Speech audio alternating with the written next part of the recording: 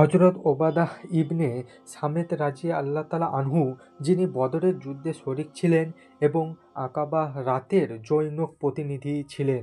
রাসূলুল্লাহ সাল্লাল্লাহু আলাইহি ওয়াসাল্লাম একবার কতিপয় সাহাবী তার নিকটে বসেছিলেন।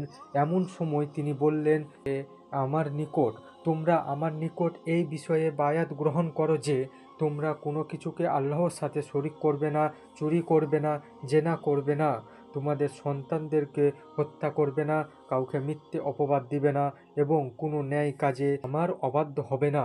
তোমাদের যে কেউ এই সুরতি পালন করবে সে আল্লাহর নিকট পুরস্কার প্রাপ্ত হবে।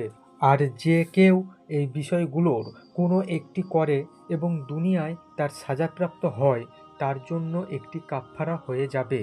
আর যে ব্যক্তি ওই বিষয়গুলোর কোনো কিছু করে এবং আল্লাহ তা ঢেকে রাখেন, সে ব্যাপারে আল্লাহর ইচ্ছাধীন। তিনি ইচ্ছা হলে ক্ষমা করবেন আর চাইলে সাজা দেবেন।